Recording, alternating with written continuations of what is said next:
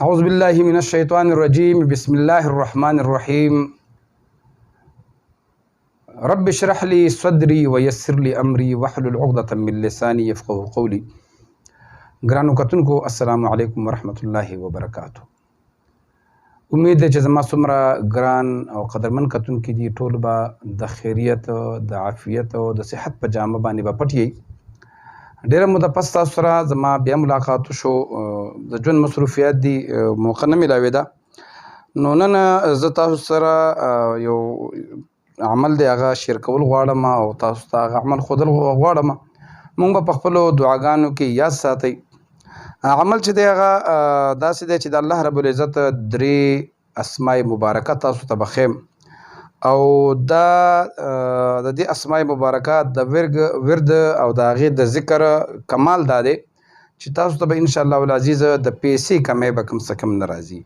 څنګه چې تاسو ته معلومات دی چې دنیا کې پیسه خلکو ته ډېره ګرانه شوې ده، او د ژوند ضروریات چې کم دي یو کم سل ضروریات د هغې تعلق د پیسو سره دی، او داسې په ماحول هم داسې جوړ دی، د خلکو ذهنیت هم داسې جوړ دی که یو سړی ډېر نیک سړی وي خو د هغې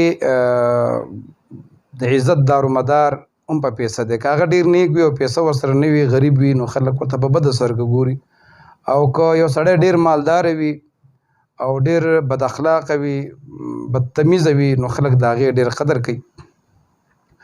دغه رنګې که چېرته د چا ضرورت پېښ شو، سخت حالات راغلل او هغه سخت حالاتو کې چاته ودرېدو، لاس یې ورته ونیو چې مجبوري ده ما سره لږ مدد وکړه، نو په هغې کې هم څوک مدد نه کوي. نو دا درې نومونه چې تاسو ته به زه ښیم، دا د هغه حاجتمندو کسانو دپاره دي که انشاءالله العزیز تاسو د دې ورد شروع کو، د دې ذکر شروع کو، تسبیح شروع کړه، الله رب العزت به ستاسو داسې مدد کوي چې هغه مدد به په خپلو سترګو باندې وینئ. نو ځکه چې دا پیسه اوس داسې شوې ده چې د خلکو خپل دین هم د پیسې د وجې نه لرې شوي دي، او که رشتې دي جوړېږي هم پیسو باندې او ختمېږي هم په پیسو باندې.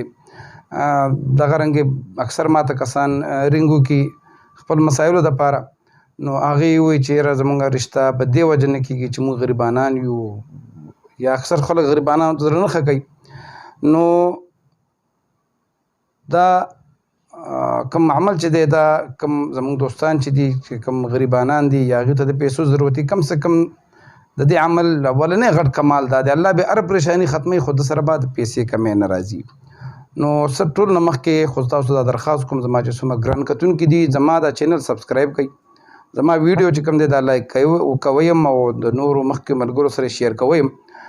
دوستانو زما په خیال چې د پښتو د وظایفو چینل ډېر کمې دي، نو تاسو مهرباني وکړئ زموږ دا چینل مخکې پروموټ کړئ او موږ سره خپل لاس واړوئ. هغه درې نومونه د الله چې کوم دي هغه کوم دي چې الملک، الوهاب، الرزاق. الملک ترجمه دا د بادشاہ، صرف الله دی، لکه الملک بادشاہ، او الوهاب عطا کرنے والا، ورکولو والا، او الرزاق رزق دینے والا، رزق ورکولو والا. تاسو دا داسې مې راشي چې یا ملک یا وهاب یا رزاق.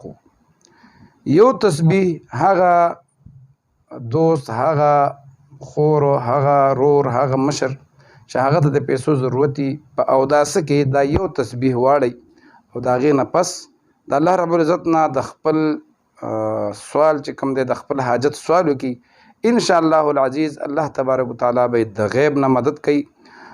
ګرانو کتونکو خپل خیال وساتئ او د خپل چارپیرچر خیال وساتئ. ما په خپلو دعاګانو کې یاد ساتئ. د بلې ویډیو پورې مال اجازت راکئ. د الله په امان.